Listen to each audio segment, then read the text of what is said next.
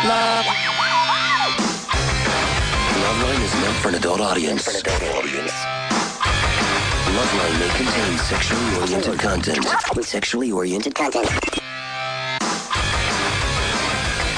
Listener discretion is advised.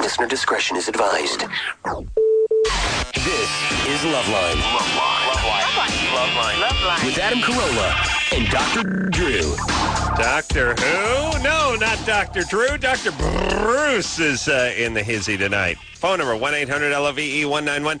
Dr. Bruce, you know him as Dr. Spaz. He fills in for Dr. Drew every time someone drops a nickel in somewhere. Cincinnati. Well, wherever. Oftentimes he goes to as far as the East Coast. I've seen him go to Canada when someone dropped a nickel or whatever their form of currency is over there. Dr. Bruce is a board-certified physician, although he should enjoy that while it lasts. He is an expert at emergency medicine. He also is an expert at the laser, tattoo removal. Pulse light treatments. Removing. Yeah, if you got any questions tonight about things that you can do with a laser. A lot of people want to know if they can take stretch marks off with a laser, maybe birthmarks, certainly tattoos or something that Bruce can do. Knows the Botox, knows all the cosmetic stuff that doesn't involve getting the scalpel out. Right. And what else? Emergency? Oh, and addiction medicine specialist. So he's got it all. It's really...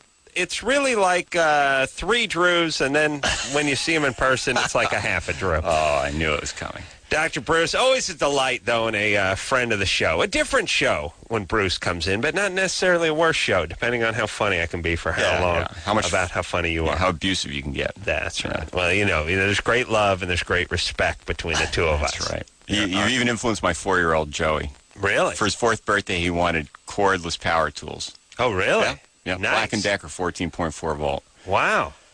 Don't get him the Black & Decker, though. That's I knew you'd... That's junk. Yeah.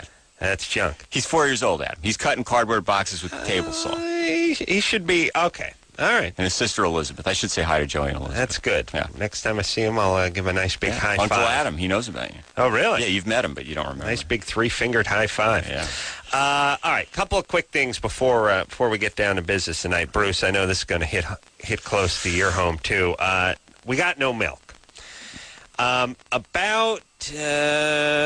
I come in here, we're big coffee drinkers, and Bruce likes to tilt the job himself. And for me, splash of milk. Now, radio stations traditionally have coffee that's like, comes from Smart and Final, and it comes in little grenade-sized packets, and the creamer used just says whitener on it. They're not even going to commit to the word cream. Yeah. It's just, look, we're not going to tell you this is going to make your coffee taste any better. It's going to change the color. Right. We'll commit to that. Yeah. If you took some erasers, some chalk erasers, and just banged them out over your coffee mug, it would have about the same effect. The taste is good. Might not get marginally better. Right. One would argue. Somewhere about 2 years ago, maybe 3, I made the I'm a prima donna. I said, you know what? We need some good coffee and we need some milk to dump into it. And let me tell you something. That kind of talk doesn't fly at the radio station. It was like, oh my God, we've got a troublemaker. The guy wants a green room. We've got a troublemaker. This guy wants coffee and milk? Yeah. Oh, okay, Your Highness, Mr. Trump. What's next? Yeah. You need a stretch limo, or should we take you via helicopter into work every night? I was like, look, it's $8 worth of coffee a month and $2 worth of milk. We're going to need it. So they said that. Oh, they agreed? Oh, no. No, it went up to the boss man. A memo to corporate office. Went to the boss man, and the boss man said, oh, no, impossible. We'll not be giving this away. And so I said, oh, yes, we will. And then Drew said, oh, no, we'll reimburse you because he's a pussy. He's such a pussy. You know, this guy folds like a pup tent every time anything ever comes up. That's shocking. I'm always getting him more money. He owes me. You know how much money he owes me from just holding out and trying to get more money for us? All right, I'll tell you off the air. But anyway, the point is he immediately folds, and I say, no, you're paying for it. And then I go further, which is I'm not coming in. You have to get us the coffee. I'm not coming in. So you didn't even demand half and half in Starbucks. You're just talking about milk and decent coffee. Decent coffee and some milk. So eventually, because I threatened not to come in anymore, we actually have coffee and milk. The problem is the milk goes into the refrigerator and gets stolen by the vermin at the radio station. Even with the Loveline memo on it. I'd say more so with the Loveline Sharpie insignia on it. Does it go? Producer Ann bought a quart on Friday. It is Sunday. It is nowhere to be seen. And first off, I got a message to the lowlife that used my quart of milk, and now I'm using the whitener. I will find you. I will hunt you down. I will do horrible things to you. I hope you're lactose intolerant. I hope you explode, or I hope there's some mite in that milk that is eating your intestines out as we speak, because you're lower than pond scum. You're vermin. Do you hear me? And here's the thing about radio station. We don't employ children. Youngest guy here is probably 29. Yeah. It's not like, all right, the kids got into the teachers, into the faculty lounge. These are a bunch of guys in their 30s walking around just pilfering other people's dairy. Oh, it's skullduggery. Absolutely. It is skullduggery to the highest degree. And it's a slippery slope. And when you go into that radio, I'll tell you something, everybody. They ought to have field trips. You know, they ought to have, it would be like Scared Straight for people who want to get into radio. Like in Scared Straight, you know, kids who are getting in trouble, they go to prison and they have some 300-pound black guy go, give me your goddamn shoes! Quit eyeballing me! All they got to do for Scared Straight for people who want to get around, take a quick tour of the pathetic graveyard known as the kitchen. Open that refrigerator. First off, people in their 40s should not be writing their names all over $1.85 worth of grub. Yeah. Number one, I found a Chef Boyardee ravioli can, meat ravioli. Chris, back me up. I brought it in here a few months ago. Meat ravioli can with 3 raviolis left at the bottom of it, and a crumpled up paper towel, and not a brand name, not a Bounty or a Viva, but the brown kind of industrial, institutional paper towel, mashed up and pushed in the top of it like as if it was going to keep it fresh. And nobody took that.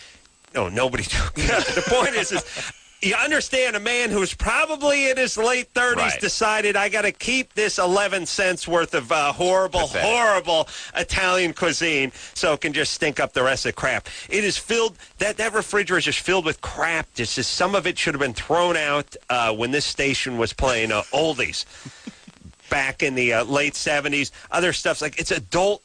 You understand adults stealing food from other adults, adults writing their names on stuff like it's their underpants and their camp. Pathetic. What you need to do is get a soy milk cart and pour your half and half of that. Nobody's going to touch soy. Oh, I am PO'd. Yeah. And then you're outraged, too. I'm outraged because I don't have any coffee. It's skullduggery, is it not? Absolutely. Skullduggery is a foot. Oh, yeah, it's a foot. Yeah, no, skullduggery is not... Engineer Chris thought you meant that a skullduggery meant it was a foot. It's a foot. It is a foot. It is upon us. Okay. Yes. Okay. As they'd say in Long Island. That's right. I really didn't know what that meant. No. All right. Well, it's a foot, Sure. whatever it is. You ready to go? Yeah, I'm ready. All right. Brian?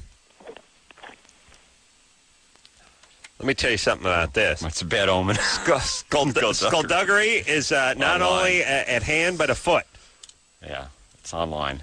I just worked the hand in, too. Brian? All right, you're 0 for 1. He's in the echo chamber, it sounds like.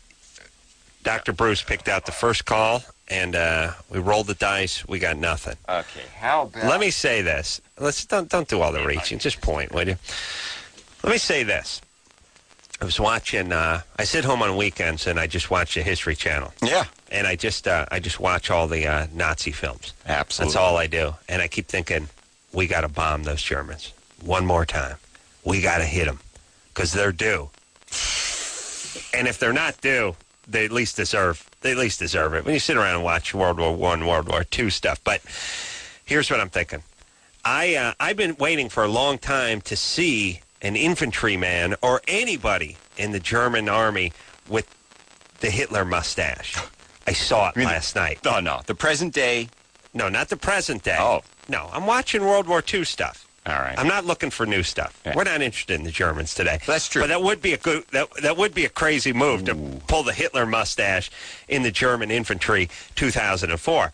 But I watch all the footage on the History Channel. They have and they'll have the parades where the guys are goose stepping and they're big walking by. Everyone's going by on horses and stuff. Never. And and they always do it on Hitler's henchmen. They show all his generals and they have the infantry and everything. They have thousands of people. You'll never see that Hitler mustache on anybody. Saw it on a guy last night.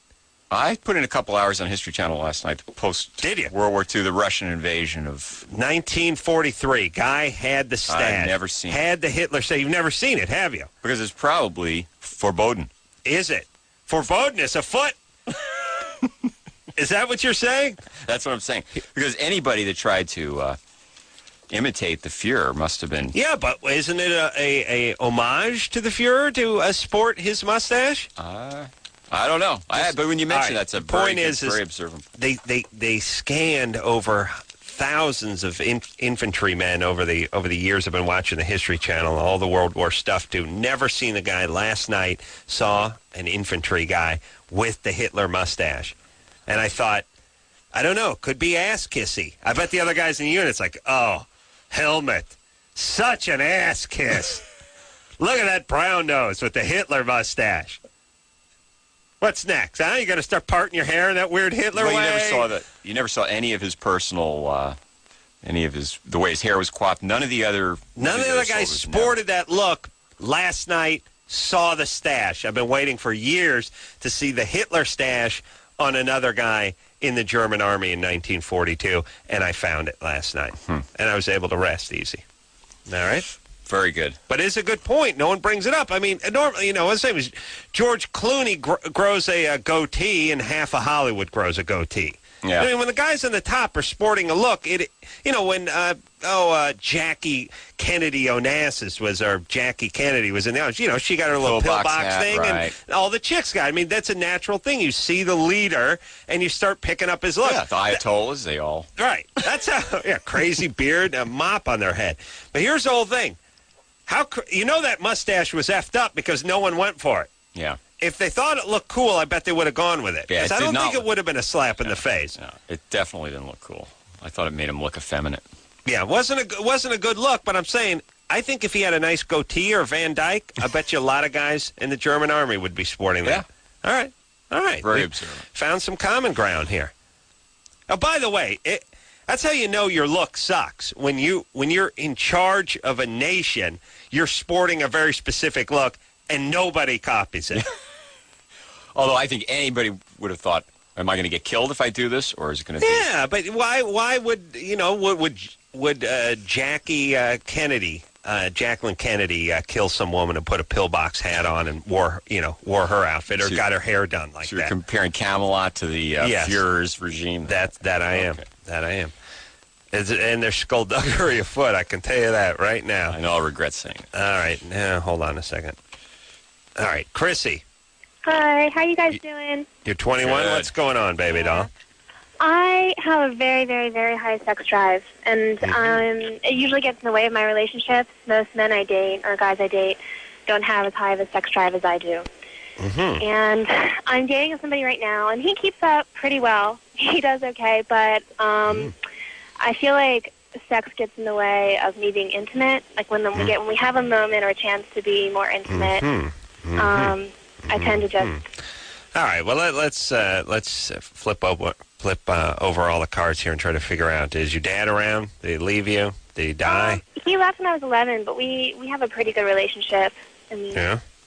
When did he come back? Did he leave for a while, or did he just move out and stay in touch? He moved to a different state, and we talk almost every day. But he left. Dad moving out of state, by the way, at 11 is very traumatic. Screw you up, Yeah. especially chick. Yeah, it sucks. Yeah. All right. Well, you're gonna have intimacy problems. And he moved away when you were 11, and he moved into what state? He moved to Vermont. Mm-hmm. And where were you living? In Maryland. Mm-hmm. But sometimes you don't learn to connect with men appropriately. Some of these things are not learned the way they should be if your dad wasn't around. It doesn't take overt abuse sometimes to set in motion. Some of the things you're describing, it may be an intense drive to intimacy that's translated as a sexual attraction or sexual energy. Chicks are looking for an excuse to be nutty in a relationship anyway, so all it takes is just a little snap of the underpants at age 11 for dad to get up and split. Oh, right. To screw you up. I don't agree with the first part of what you said, but... Look, women are... They're more highly strung than men. Right, that's true. Right. They're more sensitive, and men are... All right, so Chrissy, how often do you want sex, by the way? Each day, God. Well, my boyfriend and I will have sex, like, all day long, if he can, and I don't know. It's never enough. It's the weirdest thing. I could have sex forever. Like, we'll go, like, 7 times, and then we'll stop, and we'll go out, and then we go back to the house, and I just want to have sex again, and it's just really bizarre. And when I was younger, I started having sex when I was 18, and I thought that was normal. I didn't know that it was so weird. And then talking to friends and then other boyfriends, they all thought that I was insane. They were like, that's all you want to do. Mm-hmm. All right. Well, look, here's the whole thing. First off, you want to slow it down a little, change your name from Chrissy to Christine. That's one of those names. My mom's name is Christine, and I know for a fact she's probably been laid 5 times in the last 55 years. All right, at least I'm praying. That's all it's been. So that's number one. Chrissy, that's a sex pot name. Christine, that'll slow you down a little. So already you're down to about 4 times a day if you just start calling yourself Christine. After you do that, you need a good psychiatric evaluation and seeing a therapist, and there's a difference. Psychiatrists, there are certain biomedical disorders in which you're hypersexual, so you need to be screened. Do you have an orgasm? Do you orgasm? No, almost never. That's the other thing. It's really hard for me to orgasm. It's very... Can you imagine as a guy, like, I'm going at it every day, all day, weekends and holidays included. Do you orgasm? Not so much. I would have done it 3 times and been like, fat. All right? I'm going to focus on fantasy football and building model airplanes. I've had enough of this sex. Yeah, well, different physiology for No kidding. But, all right, Chrissy... obviously, there's intimacy things here because you're just sort of pounding the intimacy out of every relationship you're in. And then there could be a million things going. You could have a brain tumor. Yeah, well, or I suppose some head injuries later on in life, they're problems. But she needs to be evaluated by an MD, psychiatrist. See a therapist. Because this is not just frisky. No, and it's not weird. It's not bizarre. You can start having self-image issues, and it's going to affect your sexual function, maybe in a negative way eventually. But you need to have it screened by a good psychiatrist as well as a therapist. 7 times a day. Yeah. Amy? Huh? Oh. You're 14? Yes. You got stretch marks on your boobs? Yeah. Mm-hmm. But your boobs aren't big. No. No, but they're stretch marks anyway. Yes. Dr. Bruce, stretch marks, do they kick in for most people at a certain age, and do they sort of go away, or does stretch mark ever go away? Stretch marks don't usually go away on their own. They will get larger and smaller depending on hormones, on gaining weight. The typical scenario is a stretching of the skin and a shrinkage, as in gaining weight and losing weight, but sometimes just with a rapid growth spurt. And do more, but it seems like you'll see some stretch marks on a 16-year-old, and then you don't see them on when the person's 30. The same person. Well, they can shrink and they can go away. It's I was reading an article. It's not real clear what makes them go away. Whether, and in fact, one of the questions she has how about goddamn bad is this coffee? The coffee. Yeah, the coffee's pretty bad, but yeah, it's pretty bad. You just need some more equal. Like how many of those did you put in there? Only 6. 1, 2, 3, 4. Only 4. 4. Usually 6 or 8. Let me explain something real fast. Hold on, everybody. We've gotten into this before. Dr. Bruce will put in 12, 13 sugars into his coffee. Dr. Bruce, a man of 45 years, you understand? He puts 13, like a stoned 8th grader, he puts in 13 sugars into his coffee. Now, he's not doing the sugar thing anymore. He's going with the artificial sweetener, which is fine. He has the equal. It's what Ann brought in. But producer Ann brought in. But he'll do sweet and low, or he'll do whatever. I don't do. It's not a drug. Like I'm doing a drug. How many teaspoons of sugar do you drink Coke in one of your drinks? I don't drink Coke. Or whatever you. Yes, this 28 grams of carbohydrate sugar. This is Bruce's argument, by the way, is always Yeah, well, a Coke has 13. Well, why don't you add 13 to your soup then? Why don't you add it to everything that goes, touches your lips? You know what I'm saying? Why don't you get a nice thing of matzo ball soup and put 13 things of sugar in and make the Coke argument? And why not add 13 teaspoons of sugar to your water? By the way, Coke has 13 teaspoons of sugar in it, and you're drinking it. Listen, Okay. all I can tell you is listen to me. There's a cultural tradition. My family. Listen to me. Here's the point. All right, I'll go with your Coke argument. You like sweet coffee. Some people drink a Coke, whatever. The idea that you put in 6 packets of artificial sweetener is bizarre to me, because I understand the sugar part, because Right. I like sugar. I'll eat some coffee ice cream, and this is like you took coffee ice cream and put it in the microwave. But when you put the 6 things of equal in it, it gets bitter. No, bitter. That's a genetic thing. Some people taste aspartame as bitter. That's genetic. I don't taste. Listen to me. It's bitter. I don't care if you don't taste. Yeah, you're like, hey, it's like saying, hey, retarded guy can put his hand right over the flame. Yeah, it's still bad. It's still bad, and it's up to me to stop him. Listen, it's your show. Bad analogy. It doesn't work. Now, you could also comment on, I like about 20% of my coffee half and half. Not milk, half and half. Because I like the taste of the half and half. The fat and the sugar. I like the half and half better than milk, too. Everyone does. Coffee drinkers, come to my rescue. Let's have some coffee. There's not a coffee drinker on this planet, or Columbia, which is also on this planet, but thankfully it's the name of a shuttle, too. Did that one blow up? Well, there's the point. Here's the point. There's nobody in the United States or in Colombia that puts 6 Sweet and Lows in their coffee. And by the way, he's not drinking a jumbo grande thing. He's drinking a good 8-9 ounces. Ain't too big. It gets bitter. It goes bizarre. It doesn't get sweeter after 3. I put half a one in my coffee. It's too much. It's like you're supposed to put a little pinch in. It's not the same as sugar. Yeah, I know it distresses you. Whenever you see me doing this, whether you comment on it or not, you're making faces. I can't argue with a madman. How can I'm mad? You have 6 Sweet and Lows in your coffee. You know why you're mad? I'm 6. sort of enjoying this cup of coffee, Adam. No, you're you're there. not. You're No, wincing, you're and you're. It's going to leave a bad taste in your mouth all the way home. When I find out, I bet it was one of those guys from the Arrow side of this radio station, the oldie station, that stole our milk. Well, they probably made cereal with it. I guarantee you. I am livid. I'm going to get to the bottom Probably of had this. their granola All right. cereal with that stuff. The oldies guys. Engineer Chris, would you cramp in this mug? I'm looking to improve the flavor. Let me. This is a total disaster. Dr. Bruce likes to have coffee with his sugar. This is I was waiting for ridiculous. that one. Thanks. This is a skullduggery of the highest order. Do you understand? All right. Did we finish the stretch marks? No, we on did the not. breasts? No, we did not. Amy? Yes.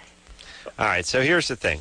There's really nothing you can do to get rid of the stretch marks. Lasers and intense pulse light do. Nah. They do supposedly shrink them. Nah, they're not. I have a hard You'll time be charging disappointed. patients for that because there's not a consistent good Yes. result, but they will get Yeah. smaller. The theory is that it's for some reason laser light or pulse light either Not gonna stimulates an enzyme that dissolves it's a form of connective tissue or decreases the blood supply. It's a to it. good But I'd theory. wait until I wouldn't do this at 14. I'd wait until you're done growing. You'll probably have some spontaneous resolution of those type of stretch marks. That's right. Amy, you're fine. Nobody cares about the stretch marks but you. Okay. All right? All right. It's no big deal. Look, I hang around horrible, horrible men, and all they do is pick people apart. You know, they sit around, they watch television, and they're oh, she's fat, or I wouldn't do her, or she's old, or dimply, or whatever it is. They've never brought up stretch marks. They've never brought up stretch. They bring up hair, they bring up ass, they bring up cellulite, they bring up teeth, they bring up nose, they bring up everything. Stretch marks, never been brought up. Well, I know these guys. A lot of those guys have stretch marks. You never see them take their shirt off during basketball because they have stretch marks. Yeah, but so what? So they're not going to. Yeah, but look, fat guys always complain about chicks being fat. Doesn't matter that they're fat. The point is they don't care about stretch marks. It's not an issue for guys. I don't know what your retarded point is. What is your retarded point? My retarded point is that stretch marks are something that's a little bit embarrassing on a guy, and they have those. But they would still complain about it on a woman if it was a big deal. Yeah. Well, those guys are lucky to get a woman, stretch marks or not. Well, the point is it ain't an issue, No. ladies. So don't freak. I have never heard a guy complain about it. I'm not saying It's we a love huge stretch issue marks. with women, though. I'm not saying we look forward to stretch marks, but it's not Right. as big an issue as you're making it out to be. Yeah. All right, we'll take a quick break. Dr. Bruce here filling in for Dr. Drew, and we'll be right back after this.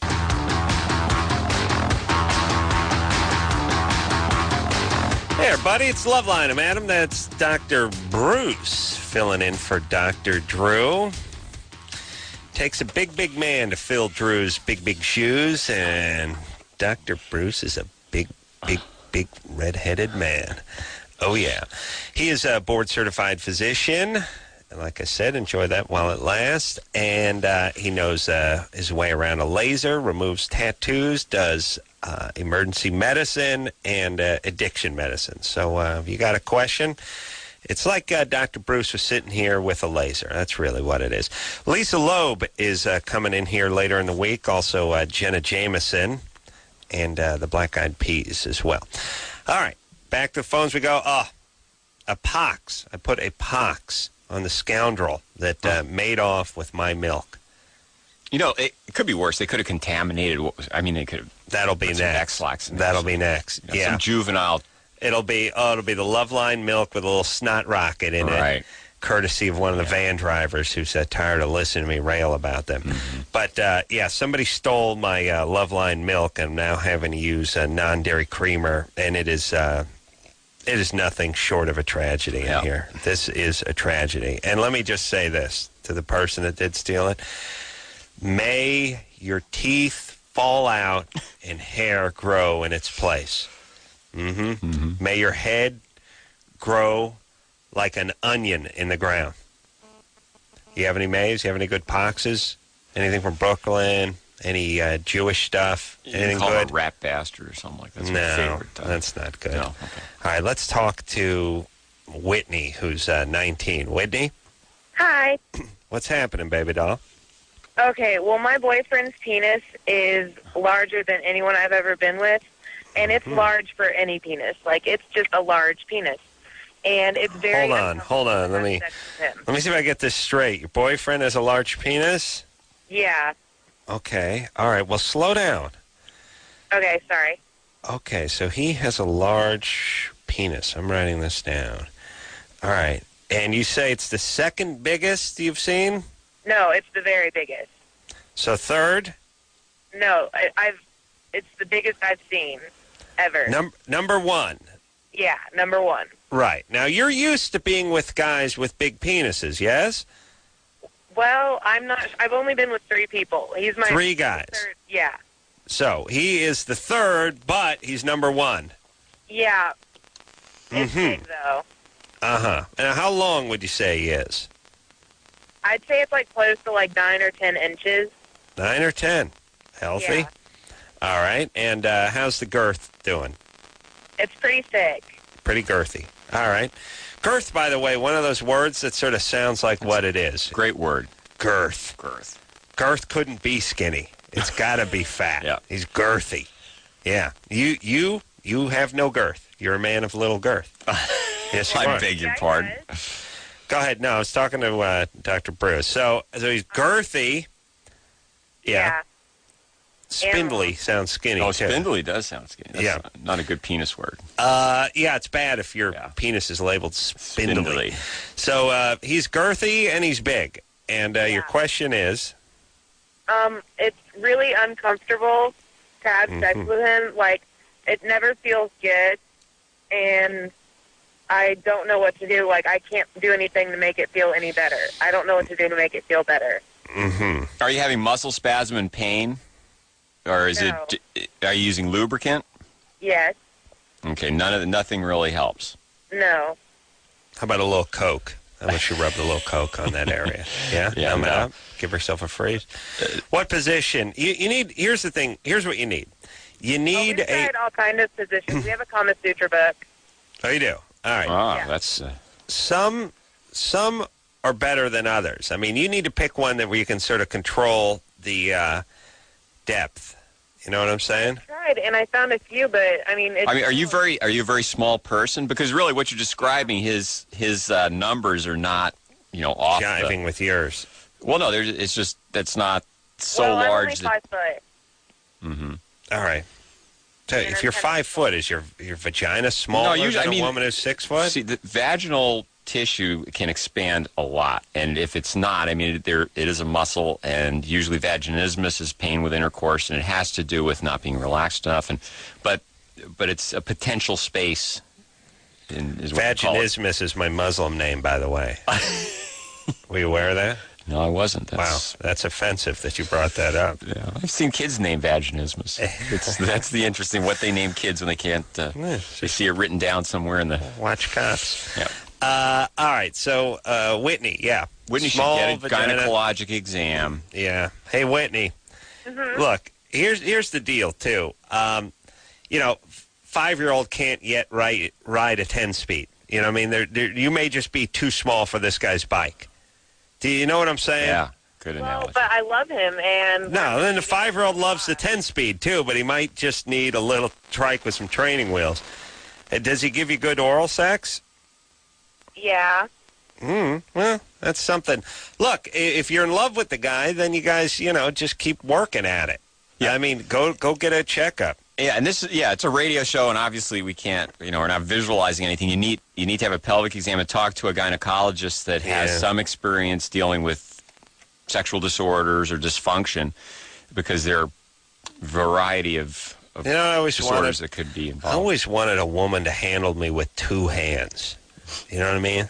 To me, that would be a real feather in my cap. It's not happened yet. I don't imagine it happening unless I hook up like an Asian midget. That's a very interesting comment, But Adam. the 2, once in a while you see the porn movie, it's like chick grabs the base, and it's like, well, it's still unwieldy.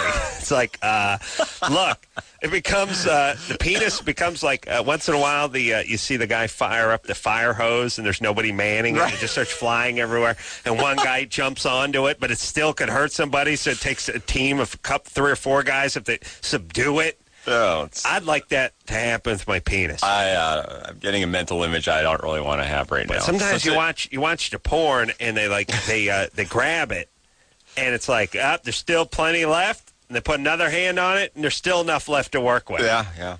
They had us watch these porno things in medical school to supposedly desensitize us. Yeah, then they eventually brought in, models to do pelvics on that would make noises. Really? Oh, what are you doing? What did they do? What did they do? Well, they felt that many medical students were really classic nerds. Oh, and so when they were... like you'd never seen a vagina. You were 23, right?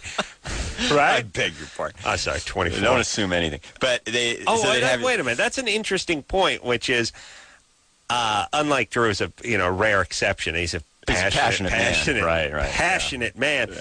Many doctors are from kooky countries where they don't get sex. A lot of them are just bookworms and nerds. They weren't the captain of the football team in high school. Or religious orders that teach that masturbation causes cancer. Bizarre religious, or maybe the occult, The point is they get to... It's time for them to examine a woman's vagina at 24, and they may not have seen one in person before. Right. So they brought in porn films. Or you have a shaved woman that comes... Desensitize me? Well, look, you weren't getting much in high school. Doesn't matter. College. All right, the point is that you guys watched porn movies. Yeah, you got some of the guys sit in the back, and, instead of the usual disattention. Just regular off-the-shelf porn movies? Well, I don't recall. You're the 70s expert, and I don't want to mention a lot of 70s, yeah. But. Well, so, like Swedish erotica series? No, it was just stuff off the shelf. I don't really tell you the truth. It doesn't... Okay. Wasn't burned in my memory. And then what? And then a woman came in. Well, the subsequent classes, they then would bring in women to have... that you would do a pelvic on. Now, we didn't get that, but I know that. I think that's more common today. Line of people standing in front of the opening of her vagina? No. They would do it. Was done very professionally, where she's in an exam room, and you just go through. But she would give you feedback on how it felt and what you were doing, because those metal specula are not comfortable, and you also have the less less sensitive student physician that Right. He's not really paying attention. No, to what no, he's doing. he It's like, goes what's my down there. grade going to be? Not is this Yeah. uncomfortable or Yeah. painful? Some of the He's male. going in there. He's got a Misogynistic. soldering iron he's heading in there with. Yeah. Yeah, well, no, he's thinking I'm going to visualize the cervix. I don't want to lose any points here, and Yeah. It's So something your very painful. your velvety touch to the ladies? absolutely. No. I always use gloves. That's like the idea that they watched. He showed you guys porn movies. Right. Let's see. That's the fact that'll keep you Take thinking another for a look at while. this. I Yeah. may become a doctor. Rachel, Yes. you're 30. Yeah. My husband has an Yeah. inverted penis. Right. It's like it just kind of goes up inside of him and it stays there. That's what he's like when he's flaccid. And when he gets erect and stuff, he's completely normal. Oh, really? size and stuff. Yeah. Really, completely normal. Well, what I would consider normal, I guess. He's about 6.5, maybe. Really, and yet when he's flaccid, it's almost inside of him. It is inside of him. Does that make you It's gay? like a hole. You have a penis in you. No. It's like a hole. And it really, have you ever put your finger in there? No. Could it hold one of those little American flags that Don King swings around at press conferences? Yeah, probably. That would be a great Christmas card.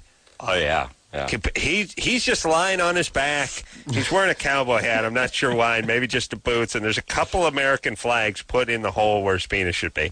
And you know what? By the way, if your penis is in like that way, can you be nude on television?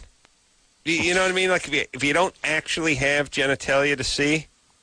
No, I think the scrotal sac may cause some FCC We had consternation. a guy on the Man Show once that got a if you block that out. We had a guy on the Man Show once who had breast augmentation as a male, as a straight male, on a bet. Mm-hmm. No, on a bet. On a bet. Oh. Not pec implants. He had a B or C cup put in. And when we pulled the shirt off to reveal it, the censors were unsure what to do. Because, like, on one hand, we're seeing fake. A male chest. We're seeing silicone implants. On the other hand, we're seeing a male chest. So which is it? They chose discretion was the better part of valor. They decided they tiled it out. That's crazy. No, he had to wear pasties on his nipples. He had to wear like Band-Aids on his nipples. It's a bizarre... That's a bizarre twist on a bizarre story. Yeah, this is why I can't take mushrooms anymore, because you get high and you think about this stuff and your head explodes. See that on a hallucinogen, you never be the same. No, I just mean you start thinking about the society we're living in and the mores and the culture and stuff, and you just go, I can't figure anything. It was a drunken bet? I mean, that's worse than your average moronic man show. He got paid like, $50,000 or something. Rachel? Yeah. All right, we got to take a break. Is he an overweight man? Well, he's a pretty big guy, yeah. But he's not like he's top heavy, not bottom heavy. So he has no problem urinating with this thing. No. He it's all totally normal except it's always been like that for him. He's never. All right, hold on a second. We got to get into this. Did you announce I'm a urologist or what? I mean, all these penis calls tonight. People know there's your more. dick. They're in line, standing in line for penile evaluation. Well, don't talk to him then, wise guy. Here's the thing: inverted penis, big guy. Oh, that's rough around the gym, by the way.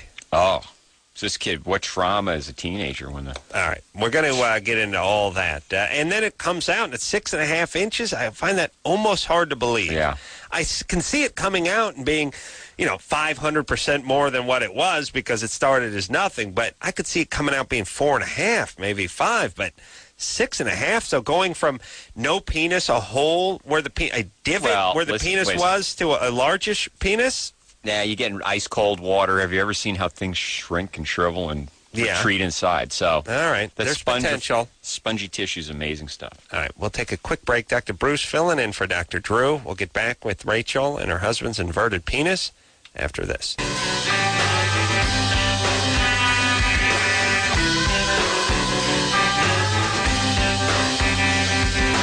Hey, everybody, it's Loveline, madam. That's Dr. Bruce, who I still haven't called Dr. Drew, but when I get mad, I call people Drew. Did you ever call Drew Dr. Bruce? Maybe on one of his marathon trips for Trojan, where he circumnavigates the globe, hawking rubbers at a nickel a stop, and you've been here for like 4 or 5 days straight. Yeah. Sometimes here's the thing. Whenever I get mad, I call him Drew. So if I'm yelling at my wife, or I'm yelling at a guy in a car, or I'm yelling at anybody, I just call him Drew. Drew comes flying out. Ah. So I associate yelling at people with the name Drew. Has Drew, does he have like a complex from doing the show with you? Do you yell? I know you yell at him a lot. I know what it feels like to be yelled at by you. It's a very demeaning experience. Thank you. Poor Drew. It's meant to be demeaning. That's why he said what he said about you to me. It'd be an insult if it felt good. Yeah. Why? What did he say? Nah, it was just something about being this close to you in a closed space like this 4 nights a week. Is it 5 nights a week? 5. Yeah. Yeah. He said something about it being nice when he's in a different city and doesn't have to be. Different cities. In a different city right now. When he's on the air with you in a different city, he doesn't have to. All right. But he respects you, of course. Fine. Rachel? Yep, I'm here. All right, so Rachel's 30. Husband is how old? 35. 35. Did he just come in the room? No. Okay. That's me. All right. Any penis, his penis, when he's not erect, is actually inside of him. There's a divot. There's a hole there, almost like a belly button that goes in, right? Yeah. And if I shine a flashlight into that fleshy well, I would see the head of his penis? Yeah, if he pushes on it, on the sides, like he's popping his pull zit? it out. He can, get it out. Oh, that's nice. By putting pressure Well, on it. And then in a certain way, it's like, you keep your bowling ball in the bag when you're not rolling it. You know what I mean? You don't want it to get dinged up or scratched or anything. Maybe he's ahead of the game. I mean, idiots like us, we have our penis out in the open, exposed to bear attacks, cold, hail, wasting all the elements. Yeah, and there's one other thing. Assuming he's not erect when he sees his physician, I mean, this guy's been visualized many times by doctors, and short of actually me seeing it, I would say that it's a normal variant. One other thing, has he always been a little bit heavy? He built kind of like a fire plug. Yeah. Yeah, but he doesn't have... He doesn't have folds. He doesn't have... But he couldn't stand to lose 20 pounds? Oh, yeah, he could lose 20 pounds easy. Yeah, here's the whole thing, too. When guys get heavy, when they get a little bit heavier, the area... Well, first off, they get a little higher circulating levels of estrogen. Absolutely. So they actually, the penis might shrink a little. Oh, talk about the 1-2 punch of God. Like, hey, fatty. Yeah. The big rolls, the love handles, the stretch marks. Yeah, double chin. Chicks are going to hate that. Wait till you drop your pants. Oh, yeah. That's when the embarrassment party really starts. Because I'll tell you, we'll give you a little pink skin. We'll give you some stretch marks. We'll give you the folds. We'll give you the man breast. And let's see, what can we do? What do we do? No penis. There you go. Thanks, God. Fantastic. So now I got the belly and no penis. In the area, the thighs get all meaty, the belly starts sticking out, and the penis ends up being in a valley in between this mountain range known as Mount Belly and Mount Thigh. Yeah. It's a distressing sight. Or if you're Jew, it's Mount Thionai. Oh. Yeah. That was good, yeah. High five. Chris? No, nothing. No. All right, so this guy would lose the weight or attempt to lose the weight. You do it anyway. Yeah. Because you're 35 and you're carrying around an extra 20 pounds. By the time you start getting in your 40s, you're going to carry around 40 extra pounds. Well, but that's a good point about the aromatase enzyme that converts, you get more estrogen because you have more fat tissue. So you're going to get a little bit of shrinkage of the... Yeah. Not as much effective testosterone. His penis works when he needs it, though. Yeah. And, it's like, look, plane doesn't fly with its landing gear down, does it? That's good analogy. Unnecessary. Absolutely. Yeah. What do you need? You want to fly from L.A. to New York with the gear hanging down? No, it's just more aerodynamic drag, and someone could break off, hit a seagull or something. No, you pack it in, and then when it's time to land, like land on top of her, the gear comes out. Yeah, but, maybe it's when he's walking around the house. Maybe she has a problem with this. Once It's in a like she while, wants you- a guy that, blow a hydraulic line and you have to crank it out by hand.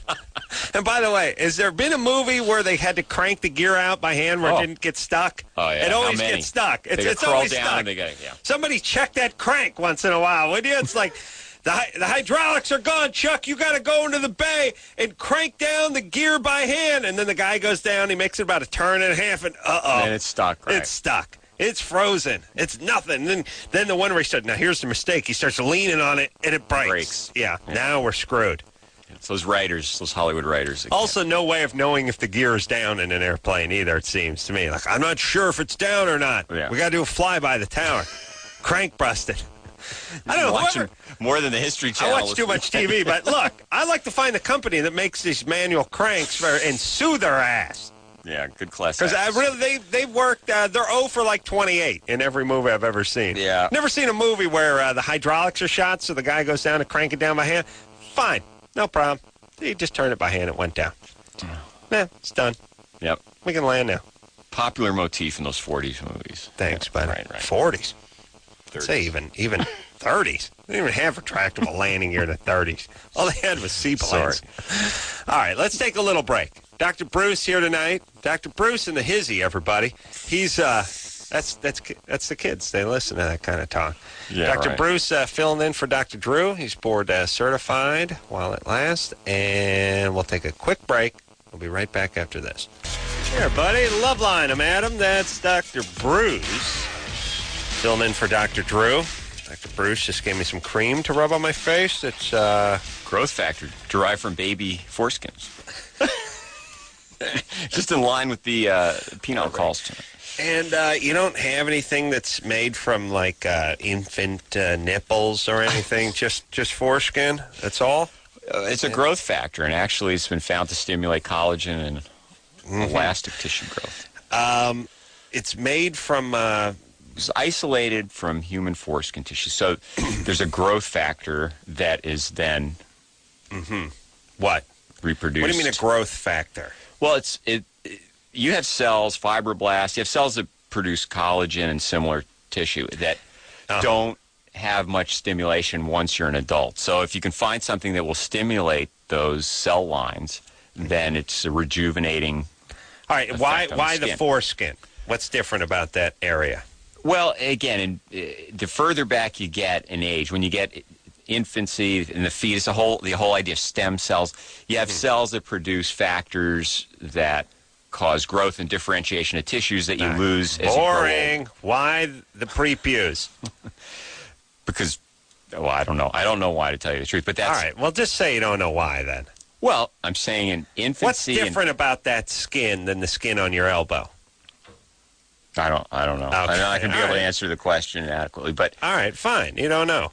But it's a part that they're cutting off, so I guess we can use it. right. What do you think of stem cell? What about all that stuff? I mean, you hear everyone talking about it like, well, if Bush would just put his rubber stamp on it, we could just go ahead and cure cancer once and for all. But what about it? Yeah, well, I think they're unrealistic expectations out of what you're going to get for stem cell research. But the bottom line is, I think you can have respect for human life and still use embryonic tissue to do research. I think that, again, you get the religious right getting into politics, and they should just mind their own business. Of course. And no one else has a problem with every president we have in there talking about, talking to God and having his quiet moments and all the prayer talk and all that. Nobody has any issue with that. It never seems to pop up. As a matter of fact, we couldn't get a guy into office who just said, look, my religion or my faith's my own business. It's not going to enter my decision-making. My decision-making is, based on logic, numbers, and just basically it's pragmatism. Yeah. There's no faith here. Well, they're going to ask, even Kerry, he's pro-choice, and so they don't want to give him communion, or some of the priests don't. So, I mean, all these things, it seems to me, religion and state need to be separated at more levels. Well, here Special interest groups. all right, before I get on my high horse and spin off into some sort of direction that you'll never be able to get me back from. All right. Stem cell. Is it important Absolutely. Do you think it'll yield the sort of gains that they're talking about 20 years from now? Absolutely. Not even 20 years from now, when you're looking at diabetics that need this type of cells that produce insulin. Right. And, with stem cells, you have a lot of the immune identification that the body does to reject other tissues. Right. You don't have that problem. And Yeah. you can also grow And did they have any cell line. They had these issues with organ transplants 45, 50 years ago, right? Similar various concerns over the ages. Anytime you have religious views that are, this represents the heart represents Right. this And or what that. and what there's this whole thing that everyone has to get over, this sort of doctors playing God. Obviously, if you're saving people's lives or unplugging them from equipment, there's a certain God factor. I mean, let's face it. You're playing God. You saved someone who was supposed to die, or unplugged a machine that you built to keep him alive, and now he's dead. I want doctors playing God. That's their job. I don't want I don't want bus drivers doing it, but yeah, if I'm, if I roll into some ER and if unattended, I would die in 10 minutes. I want the guy to play God and save me. Right. Why is it okay? It's like, it's okay for him to play God by keeping the guy alive for 2 years on a respirator. But if the guy says he's going to pull the plug on it, now he's playing God. Yeah. How about the fact the guy was supposed to be dead? Right. That's God too. Is it playing good God and playing bad God? Which is it? It's such a bizarre, effed up slope that we're on with this when it comes to religion and what doctors can and can't do. And then what happens is 20 years goes by or 40 years goes by, and we look at it like, oh man, they were like primitive man. Like Right. They didn't want the guy to have a heart transplant because they claimed that was the soul of another. This is the kind of talk that was going around 30, 40 years ago. I mean, before there was a heart transplant. I mean, they're relatively new, right? Right.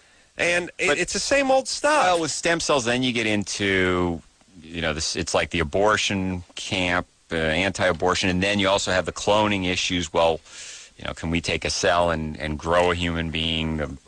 I know. The ethicists will be arguing ad infinitum. I know. And It'll ultimately be some other country that is not regulating it, and things will just go on there. I know, but it's these. I'll tell you what drives me nuts is the slippery slope pussies. These guys with the retarded slippery slope argument with everything. You can argue against anything with a slippery slope. Well, if your argument against something is 10 stages down the road, something bad could happen, then everything's a slippery slope. Right. I mean, like you go like, well, I'd like to take your daughter to the prom. Well, you could get drunk, and then you could T-bone a tanker truck, and my daughter could be burned over 90% of her body. It's a slippery slope. She'll be staying at home. Right. Yeah, everything's a slippery slope. Yeah. Of course. It's like it's the Kevorkian thing that always drives me nuts. It's like, he kills, if he can put people out of their misery who are in advanced stages of Lou Gehrig's disease, what's to stop him from just putting a pillow over your teenager's head when he comes in for a physical? Right. Play a little Pop Warner football. Slippery slope. What, really? Really? It's the same retarded argument the NRA makes all the time. Oh, you get rid of these 40-round cop killer banana clips. You make those illegal. Next thing you know, we're all using plastic sporks in our house because the government's not going to trust us with a steak knife. Right. It's both sides of the fence. They just are. They're Crazy, idiots. crazy They don't arguments. actually believe it. The NRA doesn't believe government's going to march into the house and want your kid to register his BB gun. They just say that because everything becomes stalled in the argument stage and they never get out of it. Yeah. NRA's smart. The smokers should have done this, by the way. You see what I'm saying? NRA fights everything, and it never gets out of that stage. Yeah. They're still arguing over whether the guy's going to have grenade launchers or not. It never gets to the handguns. They're smart. Smokers, they should have taken a trick from the NRA's. What do they have? What do you keep your tricks in? A bag. The trick bag. Right. That's where they keep it. Because smokers were like, think about the smokers, like, hey, look, we're going to need you guys to sit in a separate section of the airplane. Oh, all right. Yeah, sure. We'll go over here. Slippery. Yeah, you guys at the restaurant? Yeah, we're going to need you to move you over here. We're going to need you to move you outside. You stand outside. You're standing too close. I know you're outside, but you need to go down the sidewalk a little bit. Yeah. you guys smoking on the beach. The beach, right. There'll be no smoke. Yeah, we got a neighbor lives downstairs of the apartment you're in. He says he can smell your, we're going to need you to, hey, you got kids. Yeah, if you got kids and you smoke, I know you're going out on the balcony. We're going to need you to stop smoking around. That's what it's gotten to. It took about 8 years for guys. Guys were happily smoking away on airplanes, and now they can't smoke on the beach. This is why smokers should have fought. That's right. But then you have the slippery slope. That the NRA would have done? NRA would have went, smoking on airplanes. No, this is an outrage. Someone go get the Constitution. Get Chuck Heston to light up a pack of butts. If something's, we'll stage a protest. Yeah. Well, and they would still be arguing about the plane. Yeah. Well, the plane's crazy anyway. You got this tube flying through the sky, and I'm going to sit in the front. You're going to sit in the back, and it's like the smoke isn't going through. You're sitting behind it. It was like smoking a pack of cigarettes flying in the no smoking section. Yeah. That I agree with, but. The point is, now, what was your point? You had a point? Well, the slippery slope can go both ways. You can argue. As far as the research goes, though, they have taken a lesson from the NRA, and it's like, don't let any research go on because it's connected to the abortion argument. It's just like having a law if you murder someone that's pregnant. Oh, well, we can't say that that's a double murder because then we're acknowledging the humanity of the fetus. It's just all crazy. Yeah, but these people act like we're going to harvest these stem cells from people that have been gestating for 8 months, or someone's just going to put a fisherman's gaff up the chick, yank out a squirming kid, hit him with a baseball bat, and start harvesting his cells. There's no kid. It's not like they're taking cells from a kid. It's just a grouping of cells. But there's so much ignorance. Look at the morning after pill arguments. These people think that you're spewing out a two-celled embryo and that's an abortion. Which, as Drew points out all the time, that's got nothing to do with the mechanism of the morning after pill. But just to be clear on the stem cell thing, the stem cells would be derived from aborted, but not really aborted because there's really nothing. I mean, fertilized eggs that have not turned into any shape or form. Yeah, but the point is, once it's fertilized in these people's minds, it is a potential human. It's a human life. Right, that's but we're talking about a blob the size of a dime, yes? Right, or a dime. less. You're talking about something microscopic. Right, microscopic. Can't even see it. And that's where we're getting the cells. Right. It's, whether it's 2, 4, 8, 16 cells, whatever it is, the argument goes. So, I mean, we're harvesting cells from something that can't be seen with the naked eye. You're starting the cell line, right? Now, I'm not a microbiologist. And those stem cells could be beneficial. Oh, absolutely. They're non-differentiated. I mean, they're different ways of. And when you say non-differentiated, meaning they don't know if they're supposed to be a liver or a lung. Right, absolutely. Or in my case, a brow. Yeah, in your case. Yeah. Yeah. So you could put them into the body. And they could or put them into the damaged area, and they could regenerate that area? Like Christopher Reeves is so anxious to get this research going in terms of spinal cord injury. Right. Can we regenerate destroyed or damaged or other nervous system tissue? And the idea would be to take these cells that, what did you call them? They're undeclared, undecided. Right. Undifferentiated. They were like bad college students without a major. Right. And we're going to take these things, and we're going to essentially inject them into the area where it was damaged, like Christopher Reeves would be a spine, and they would, in theory, start rejuvenating that area. And just so many diseases like Parkinson's disease. This is where Reagan, they're so vehement about, listen, we need to move on with this research. Well, I thought Reagan spoke at the he was speaking at the Democrat. Ronald Sr. Yeah, but the senior Reagan, who had the Alzheimer's, was against the stem cell research. Back in the 80s. Well, that's the 80s. I don't know, and he was sick for quite a while, so I don't know the politics of that. But definitely Nancy Reagan. I think they're saying, look, this shouldn't be a Republican versus Democratic issue. It's a scientific. Would it have helped his condition? No, it's not at that point yet. But potentially. The idea is this. I don't know all the biology of it, but apparently some of the stem cell lines that are available, you need more. You need a wider variety of stem cell lines to do adequate research to develop the specific lines that would go for pancreas or brain tissue. It's a very, very complex issue. All right. They need to be left alone. They need to No, you're a religious man, but even you draw the line at something you can't see in terms of benefit. I think people that are extremely religious and not spiritual, they tend to limit God. And that's what you see down through the ages. People were limiting other people based on their concept of what God would want. How do all these people know so certainly what God would want in terms of... Please. What God, for the love of Christ? Would you idiots grow up? Please, stop it. How insecure do you got to be? Oh, I got a personal relationship with him. He's looking out for me. Really? Why is your life so crappy? Why all the tragedy? My life was crappy when I mentioned I believed in creationism to bad religion. Remember that? Really, if you had a God, would he be punishing you the way he's doing it? In my case? Yeah. What'd you do wrong? What'd you do? What'd you do in your last life? I don't know. Come on, you're a good guy. You're righteous. You spread the good news, and all the devil is tormenting me because I'm a good person. It's like Job. All right, listen, everybody, with the God and the devil stuff. Really?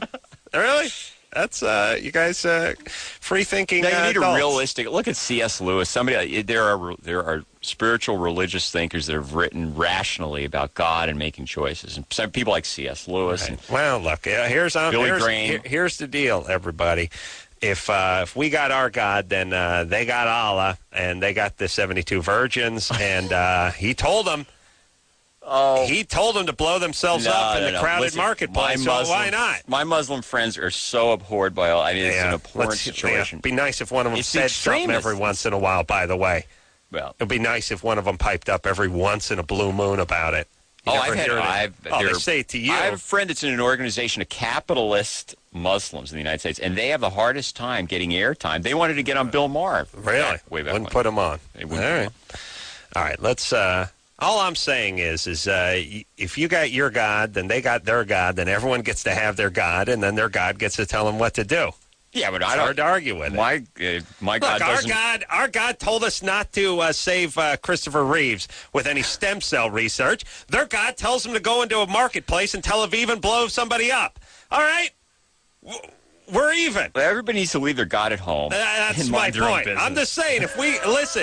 Listen, you retarded Christians, if you got your God who is going to let Christopher Reeves rot in his wheelchair his whole life, then you got to respect their God who wants stuff blown up. Hey, that's what they said to them. They're interpreting what their God is telling them. Just like you're interpreting your God not wanting to do stem cell research. All right? No, I didn't say that. Fair is fair. No, I'm just saying for those people. Right, absolutely. If you got those people, if your God exists, then so does theirs. And if your God wants you not to do this, and their God wants them to do that, hey, you got to respect it now.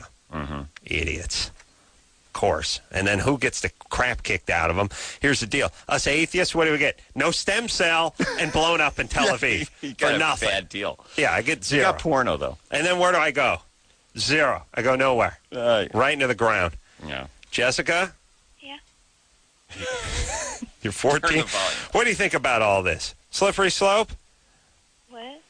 All right, baby doll. Clearly you have a political agenda, but let's not get to that. Let's just talk about your problem tonight. Okay. You're 14, yes? Mm-hmm. All right. Did we bother you? Did we wake you up? No. All right, then pipe up. Act like you're on the radio, would you? Okay. All right. So what's your question? Okay, I was wondering if it was normal to have big breasts when you're only 14. No. Yes. It can happen. I mean, it certainly can happen. Okay, because I'm like all the guys at my school keep always say that that they're fake and everything, and they're not. They don't think they're fake.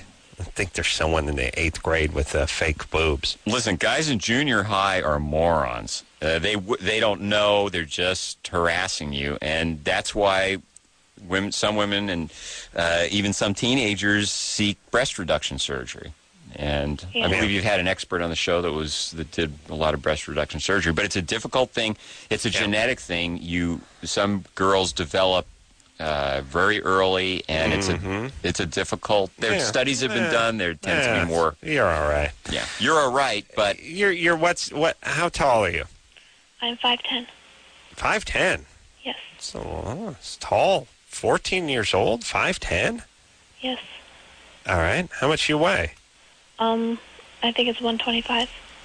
125. Wow. Almost underweight. And what size? What's your breast size? 38C. 38C. So you're otherwise quite thin. Yes. You're All right. below ideal body weight. Hold on a second. 38 is way too big for someone who's 5'10 and 125. Right. Well, I mean, the idea is what's way too big. The point No, is, I don't mean the boobs. The number, the 38 part. She should be like a 34C. Yeah, right. That's a good point. See what I'm saying? Are you sure it's a 38C? Yep. All right. Well, listen, I'm a bit of a bra expert, and something sounds wrong. Guys get caught up in the number, but it's really the cup size. Right. Thank you. All right. So, look, are you depressed about other things as well? No.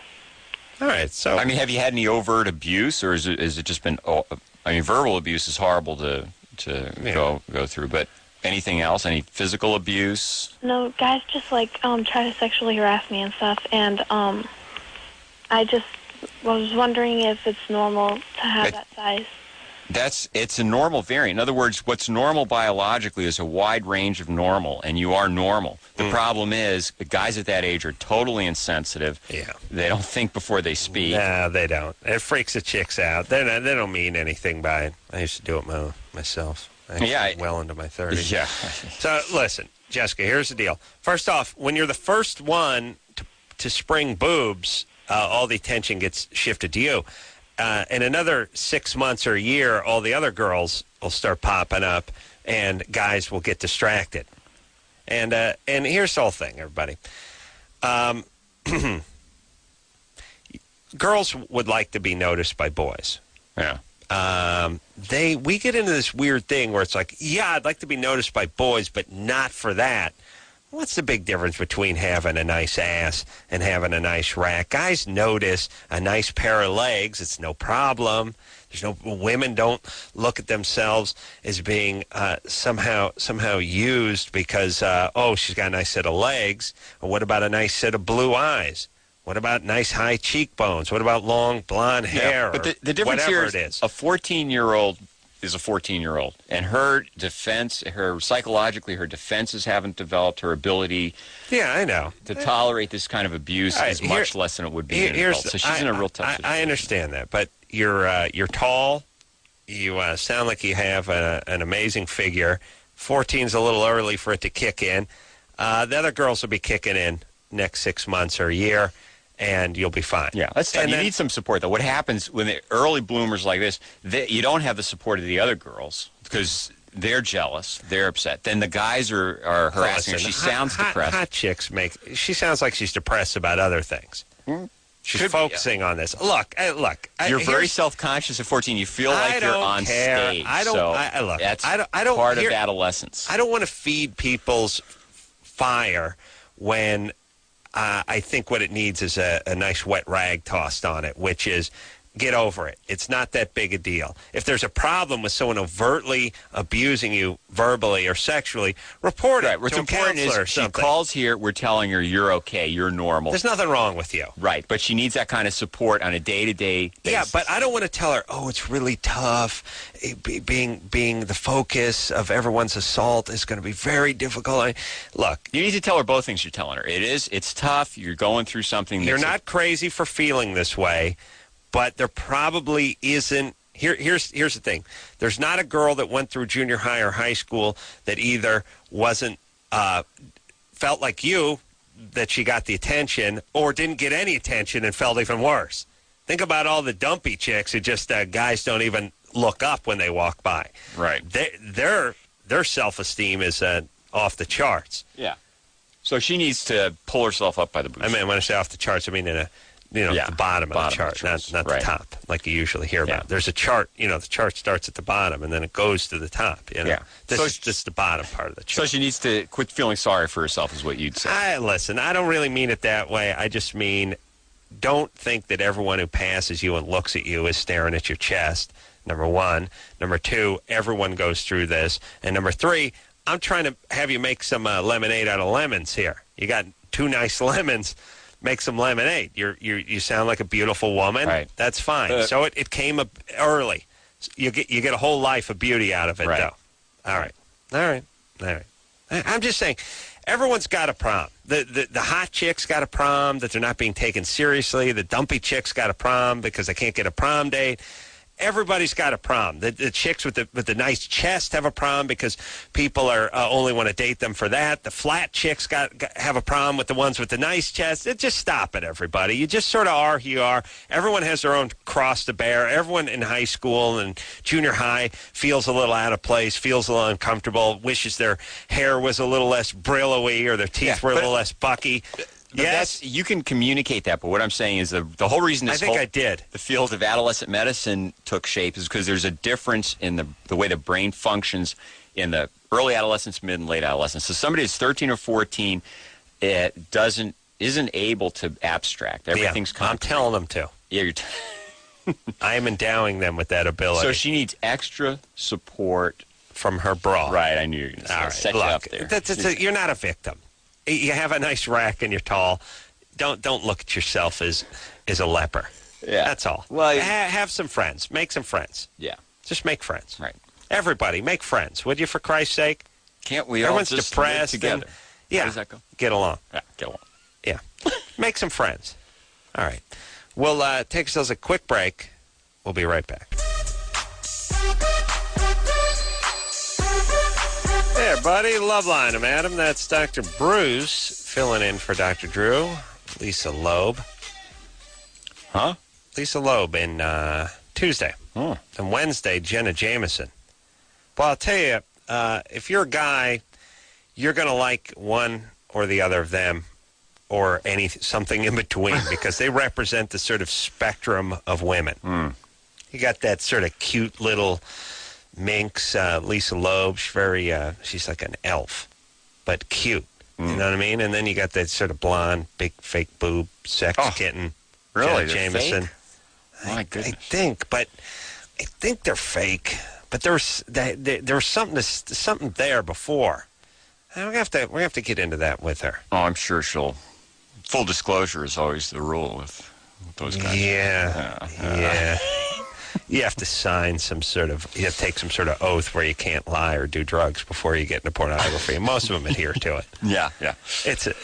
They're really like the Freemasons or something. It's a fraternal thing. There's something secret going on. She seems to be all over the news though because I don't think she's got a book out about guys she's banged. Is that what that is? I don't know. So it's like celebrity. You got to feel sorry for these poor celebrities. I wouldn't know. Well, I mean, you're some guy at a party, and there's Jenna Jameson, and you're Charlie Sheen, and you hit her up, and well, maybe not Charlie Sheen. Everyone knows what he's up to, right? But say you're nice. Most men have a drive, even the so-called good ones, the nice ones, family ones. And they get hooked up or whatever. Then 5 years later, a book comes out. One of the Baldwin brothers. You could use that for an example. Yeah. The guy that hit you over the head with the Bible. Yeah. Oh, that was on Stern. Is that what you're talking about? No, I was here. When he was here? Did you do that in Stern, too? I did Stern with Stephen Baldwin about 3 weeks ago. He's still... Hit me with the Bible again. Still preaching. That's good. Still sharing the good news. Yeah. Are you ready to rock, Bruce? Me? Yeah. I'm ready to rock. Bruce filling in for Drew, by the way. Board certified, all the same stuff. Drew back tomorrow night. Quickly, because Bruce does all his laser business and does all that nonsense for the ladies. Saw a thing on, 2020 or whatever it was over the weekend. And watch those, when I'm not watching the History Channel, watching all the thing about Hitler, I like to watch those magazine shows. Mm-hmm. And they did a whole test on things that claim to get rid of cellulite. Mesotherapy. They did no, they didn't do the mesotherapy, so quiet. But that was something else. That's the injections, right? That may work. It does. I do that. All right, but quiet. Here's the 3 options they gave you. They gave you some sort of laser thing. Endermology. Yeah, some kind of laser zappy, whatever, clinicy thing. Had to get 15 or 20 sessions. That's not a laser. Then they gave the topical cream stuff. Don't work. And then they gave some sort of exercise shoes where you put them on and it's like running in sand and it stimulates to whatever. All 3 just a big 0. Just before and after pictures exactly the same as they were 6 weeks earlier before they started the treatment. Yeah, the endermology thing, it's like rollers and a suction, a vacuum. Yeah, And you roll over It's not a laser. It's FDA approved as possibly beneficial. Here's the whole thing. Here's what I'm saying to everybody. The pills you take to make your penis bigger, the pills you take to make your boobs bigger, the cream you rub on to get rid of your dimply thigh fat and all that stuff. If it's easy and it doesn't cost anything and no one's cutting into you and there's not some $500,000 thing that runs off at $220, it ain't working. Mm-hmm. If you think you can just get yourself some mail order pills and make the dork bigger or the thighs nicer, forget about it. Mm-hmm. Well, okay. I won't get into the suction thing for the dork. Oh, suction thing. Well, the suction or thing. Or traction. Well, look, if you want, okay, if you want to hang a 10-pound weight from your penis and you want to do it for the next 3 years, you'll get a little bit extra length out of it. Right. I mean, look, there is some stimulation of cell growth, linear. Look, I listen. I know because my right nostril's bigger from picking it while I drive, so I know I've blown it out. Just all the years of me augering it out with my left index finger. You see, look at it, visibly bigger. Yeah. Oh, shut up! You don't see anything. Chris, can you tell which nostril I've picked more? No. No. See, good answer. Chris is a setup. He's not going to be honest. Susan. Hi. You're 20. Yes. All right, what's up? Hi. Hi. You getting out of your car? Yeah, hold on. I'm sorry. I don't want to have the radio on. Yeah. Let me say something about these cars. Do we need all the goddamn buzzers? Like, okay, the key's in. I know. I'm taking it out. How about a little delay? How about this? You can't lock your keys in your car anymore, really. They're all worked out that way. Do I need the buzzers going off for everything all the time? How about... here's what I want to say. How about a car where I can flip... you give me a choice. I don't want the buzzer. I don't want the thing where the lights are on. I don't want the thing where the door's ajar. I don't want the thing where the thing's off and the ignition. I don't want all the... There's nothing worse than that thing where you shut your car and then you're like talking to someone through the window. It's like, meep, meep, meep. And you're like, yeah. And about the 26th one, you start freaking out. Yeah. Well, it should be like your cell phone. You could program it in. Just These shut things it are off. all computers. What's wrong with just put a little switch on the thing. A little toggle or, just program it in. Or how about you just... when you buy the car from the dealer, he says you want the super annoying, repetitive beeping thing going off all the time. And by the way, the one that goes off to tell you your lights have been left on, it's useless because you tune out all beeps now. Right. My wife ran the battery out of her. Listen, let me tell you something about women. What's going on with their brains? My wife gets out of the car. She leaves the lights on, and of course the battery's dead the next morning. And her take is the key's bad. There's something wrong with the key to the car. But the point is she got out of the car with all the beeping going on, and you just tune it out. Right. You just ignore it.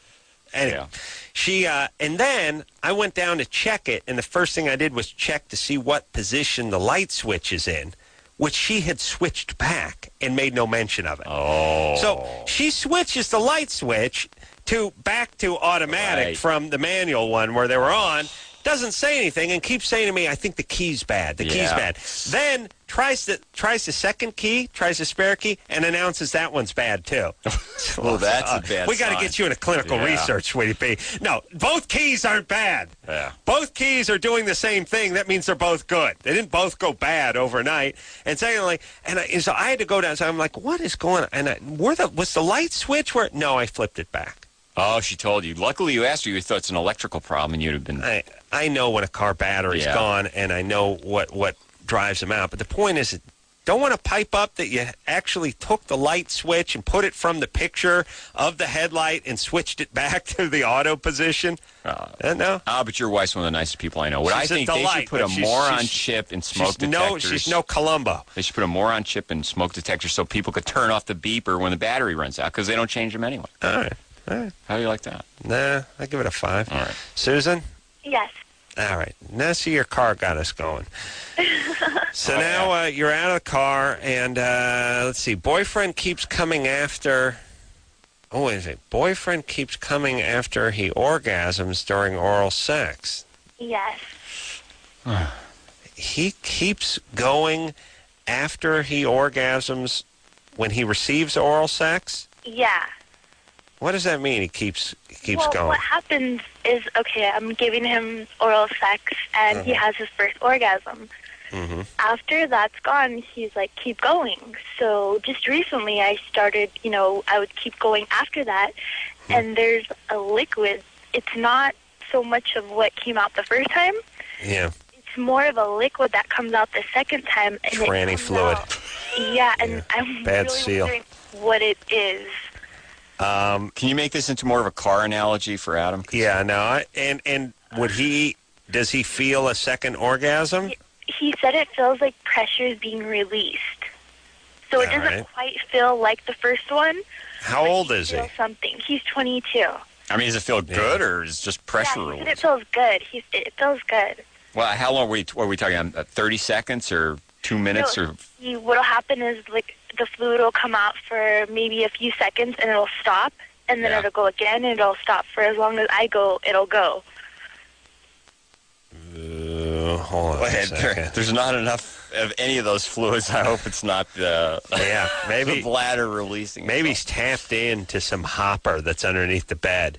I'll do that once in a while. I'll run I'll have a 22-gallon hopper fluid. It's a viscous material. I'll keep under the bed, and I'll just run a tube up through the box spring, through the mattress, into my anus, and actually feed it out my urethra, and chicks will be freaked out. Like, oh my God, I'm swimming in fluid here. Where's this all coming from? Like, hey, just how God made me, baby. Yeah, that's really. Is he on any medic? No. Is he on any medication? Because there are medications that could affect the duration and intensity of orgasm and cause something like this. High blood pressure, so he takes pills for that. But I was just wondering. I was more concerned. He said it doesn't. That's what I was asking. If it might be urine, and he Yeah. said it doesn't feel the same when he urinates. No, it's not urine. You would know if it was urine. Well, I did. Well, it doesn't. It's not. No, I mean, that can happen where if you continue stimulation after an orgasm, you can have urine come out. Let's just figure something out. You give him oral sex, and he has an orgasm, Right. and then he still has an erection, and he says, "Keep going." Right. God bless you, by the way, for keep going. So he maintains his erection during this whole process. Right. Yeah. Yes, and he says, "Keep going," and then a few moments later, more fluid follows. Yes. Just seconds later. Just probably maybe 10, 15 seconds later. 10, 15 seconds later, Right. here comes the second round of fluid. Yeah. Wow, what a saint we're speaking to, by the way. And then the fecal matter comes. No. But I stay with it. What a gal. All right. And then the fluid comes. Now, this fluid is clear. And You know what? I don't know what color it is. I was fine. Lights are off and you're drunk. So the fluid keeps coming, and that fluid will keep coming indefinitely. No, well, I've only it's only happened, the longest it's happened maybe is about 4 times, and then that's when I'm like, okay, well, it pretty much stopped after that. Well, what do you mean 4 times? Like he'll have his first orgasm, and then Right. it'll go for about maybe 5-10 seconds, and then it'll Right. stop. And then it'll start again, and it'll stop. So it's done that about 4 times. All right. Oh, my God. I just think it's something to do He's with having medication. And he might be just How old is having this a guy? multi. He's 22. He's 22 with high blood pressure? And by the way, 22, you do that. Like, you're getting a BJ, you orgasm, you're like, no, keep going. Keep going. When you get about our age, it's like, don't touch me. Don't look at me. That's it. Just take the money and leave. Just keep walking. Shut the door. You're married. How could you I never want another blowjob. That's it. I'm done. Feh. I say feh to blowjobs. Oh, there.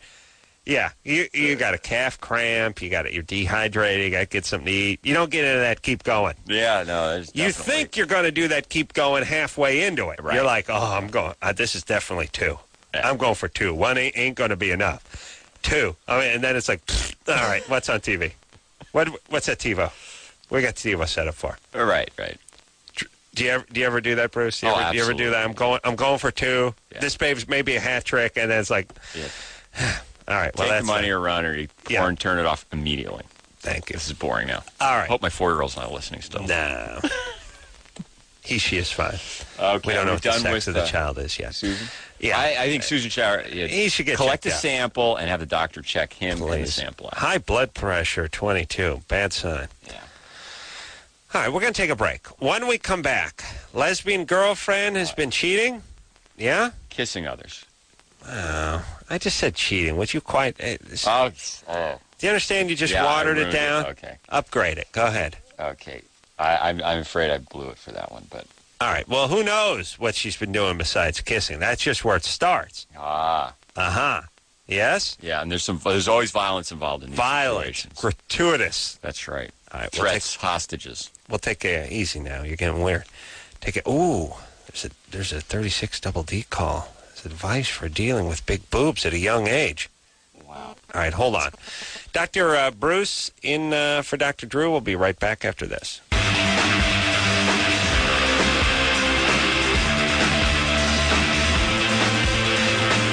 Hey, everybody. It's Loveline. I'm Adam. That's Dr. Bruce. Dr. Bruce filling in for Dr. Drew and doing a yeoman's job. Yo, man. Is that a nautical thing, the yeoman? Oh. Doing a yeoman's That's a job. History Channel Yeah, question. I think it's one of those sort of ships of the line Yeah. thing. Yeah. I think it's one of those old sailing things. Yeah. Stern aft yeoman. He's doing a yeoman's job. Chris, look up yeoman. No, not yeoman. Yeah. Yeoman. And while you're there, find out what a boatswain's mate is too. No, that's a good one. Yeah, every guy I ever met who's in the Navy, it's like, what'd you do? Boatswain's mate. What is that? I can't tell you. Yeah. I was going to say. First off, it's like boatswain. Yeah. It's not. You'd think it was boatsman, but it's like boatswain, and I have no idea what they do. Yeah. To me, that means you do nothing. You just hang out. Yeah. You clean stuff. Probably. Look up boatswain and look up yeoman. Let's go. Let's do a Google search. Come on, get on the Google. Put in there. yeoman. Sarah. Yeah. All right, so you're 16, Yeah. and you're lesbian. Yeah. Really? Yeah. What happened? You angry at Dad? You get molested? What turned you into a lesbian? I don't know. I just think penis is disgusting. Yeah. The Well, thought of it makes me sick. listen, you lesbians who want to make an argument against the male genitalia, focus on the scrotum. That's a disaster. Wait, you're Penis, not so bad. You're 16? Scrotum. That's a war zone. How do you know what you are when you're 16? You need to just Yeah, relax. she's just angry at her dad. When did you start having sex with other females? Last year. Last year. Yeah. And All right. Now, folks, were you ever molested? No. You angry at your dad? No. My dad's Where is- really religious. He's really, really, really, Wow, it's really religious? Yeah, his whole side family is. Oh, well, it's payback time. Yeah. Yeah. All right. Yeah, really You'd religious. hate that. Sounds. Is he really legalistic? Is it like if you do this, you're bad. If you don't do that, you're bad, et cetera, et cetera. A lot of Yeah, rules, if you're not a going lot to of hell. love. What? Like, if you're going to do this, you're going to go to hell. Yeah, all right. Well, look, here's what I would recommend. Are you white? Yeah. Find yourself a nice black lesbian or maybe a Puerto Rican lesbian to really piss your dad off. That'll really get him. Yeah, I mean, the lesbian thing is good. That's a start. You know, it's a good 7. Yeah. But you want to make that 7 a 10? Find somebody with just a crazy nationality. And then les off with them, and your dad will really be pissed. Yeah. 'Cause, you know, they don't like that either. Yeah. So Sarah, Yeah.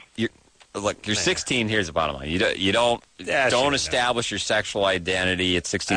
Look, she's a lesbian. Good. Don't get Well, pregnant. if somebody's cheating. How do you cheat when you're 16? You don't No, form it's these all a relationships disaster. where it's not like Sarah, you're married. At do you have a girlfriend, Yeah.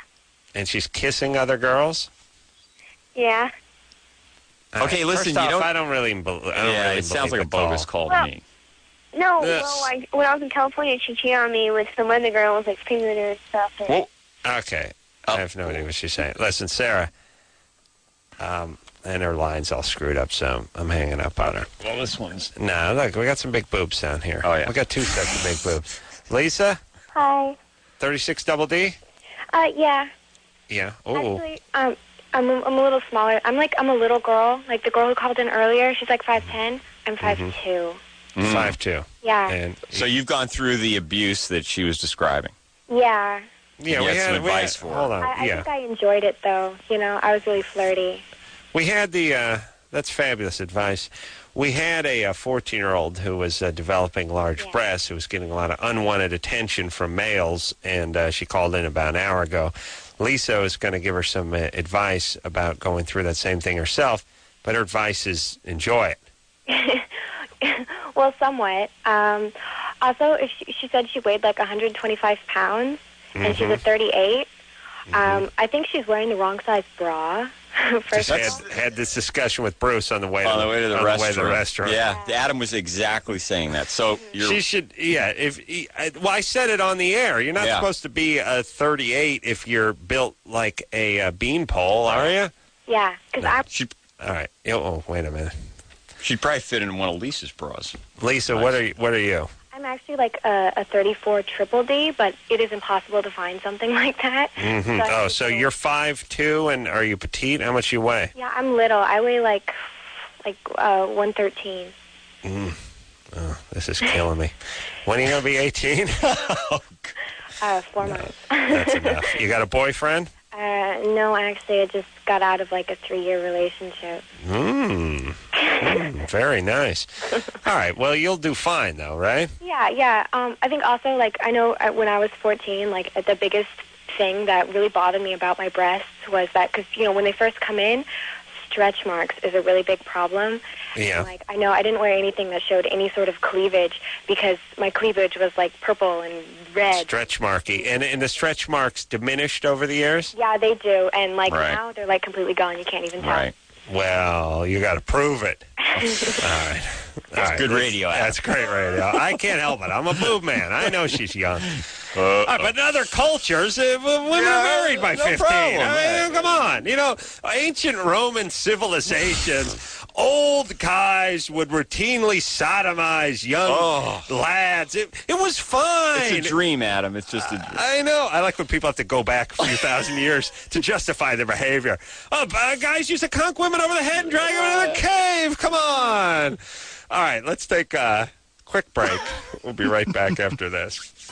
Well, Bruce just got off the internet. We found out that yeoman was basically from old England, and they protected the royalty. So it's sort of a yeoman is like a guard, beefeater, almost Secret Service agent would be a yeoman today. Yes? So I did a yeoman's job, huh? Yes, you did. Well, Protecting the royal... I think the phrase got twisted Protecting the around royal over the years. jewels. And boatswain's mate is just the guy on the ship that... The foreman. He paints, that's the boatswain. The mate, It's the guys underneath Good him. point. Yeah. He's doing the mopping, he's doing the painting, he's doing the scrubbing. While everyone else is firing the guns and nailing the hot Hawaiian chicks. So I'm Dr. Drew's proverbial... You'd be my boatswain's mate and my yeoman. All right, Bruce, wonderful job as usual. Dr. Drew back in tomorrow night. I almost said Bruce, and until next time, it's Adam Carolla for Dr. Bruce. Say mahalo. This has been Loveline. Loveline. The opinions expressed on this show are not necessarily those of the staff, management, sponsors, or this station. The producer for Loveline is Ann Ingold. Loveline is a presentation of Westwood One Entertainment.